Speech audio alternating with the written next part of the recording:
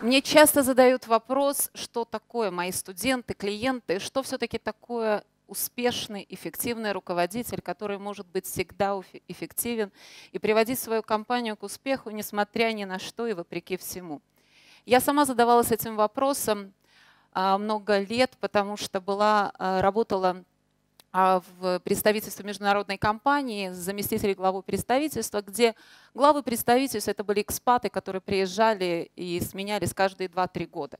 У меня была прекрасная возможность увидеть разные стили управления и, более того, оценивать эффективность и результативность разных стилей управления. Но один руководитель, одна женщина, Ахува Розен, перевернула мое все представление о том, что такое в понимании моем или написанное в книге хороший эффективный руководитель. Эта женщина был удивительно классный профессионал, не было вопросов. Но то, как она работала со своими людьми, с сотрудниками, это было достойно не только уважения, а восхищения. Это человек, который мог нас подвигнуть на такие подвиги. Мы за меньше чем 2 года сделали больше, чем все предыдущие руководители за 10 лет. Просто потому, что мы делили вместе одни и те же ценности. Она была готова нас двигать вперед и при этом говорить спасибо. Но спасибо говорить красиво. Не просто спасибо банально, бонусы, премии. Это все, безусловно, важно, но, может быть, не настолько. Она могла пригласить нас домой в офис, приготовить нам обед, всем сотрудникам, прийти в офис, принести электрическую блинницу и просто печь нам блины, разговаривая о наших успехах, о наших радостях, о наших печалях. И после этого я подумала о том, что все-таки, наверное, есть какие-то другие критерии. Потому что то, как мы себе представляли всегда руководителя, он прав, он знает, он самый великий, а мы там где-то подчиненные, эта формула больше не работает. Это невозможно. Если вы собираетесь мотивировать своих сотрудников только тем, когда вы платите им большую зарплату, меньшую зарплату, пряник и кнут, да, замечательно. Но если на рынке кризис, и им дали чуть-чуть большую зарплату, они от вас уходят. Они легко вас покидают. А как в кризисе, когда так тяжело? А мы постоянно с вами сейчас живем в кризисе. Ведь это не вопрос экономического, финансового кризиса. Мы живем во времена непрерывных постоянных изменений. Любое изменение ведет к конфликту. Конфликт — это кризис.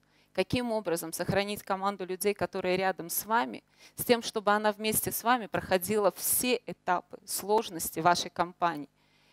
Я искала ответ очень много лет в своей управленческой жизни, продолжаю его искать и сейчас.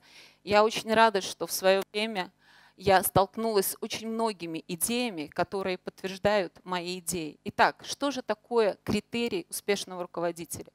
Когда успешна ваша организация? Безусловно. Это замечательный критерий. Но мы знаем очень много примеров, когда руководитель уходит, и, увы, организация тоже исчезает. Может быть, тогда критерий — это результативность, производительность твоей команды, тех людей, вокруг которых тебя собрались, когда вы действительно вместе добиваетесь результатов. Безусловно, это важно, это очень важно.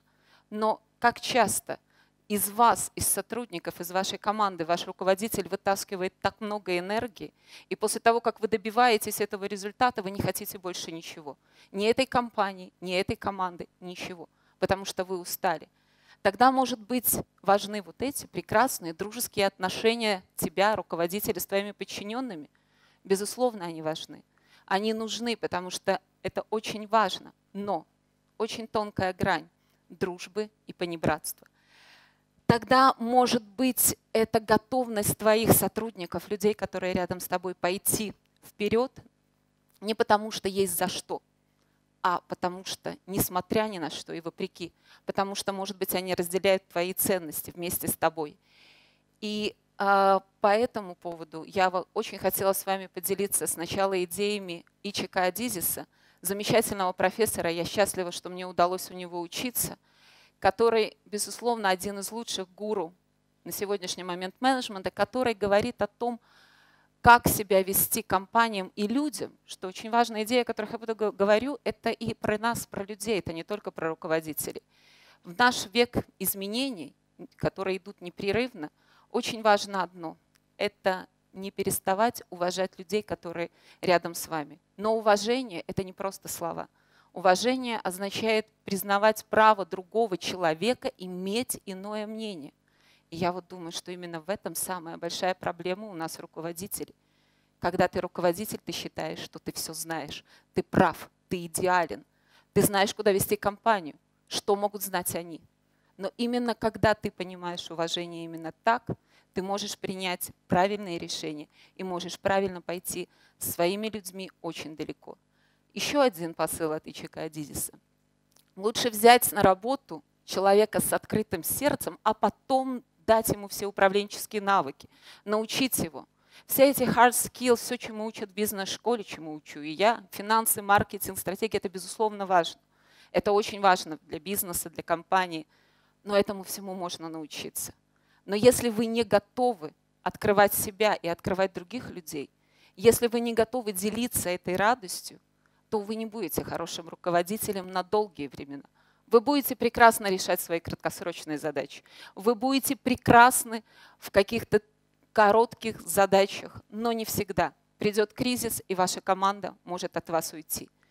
Потому что вот эти вот hard skills, эти знания, которые вы сейчас легко можете получить в интернете, вы можете прочитать кучу книг, это всего лишь маленькая вершина айсберга. Вот он айсберг. А айсберг — это эмоциональный интеллект.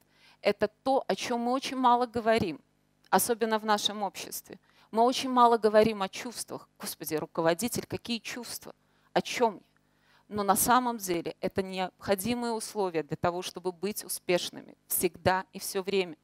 Потому что в наше время не только важен эмоциональный интеллект, очень важно и культурные аспекты. Мы живем в век глобализации. Умение признать не только мнение другого человека, но понять, что есть другой менталитет, другая культура, на самом деле это непросто.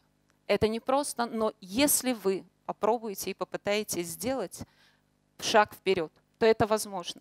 И я думаю, что путь успешного руководителя, который действительно может привести свою команду далеко вперед, очень прост.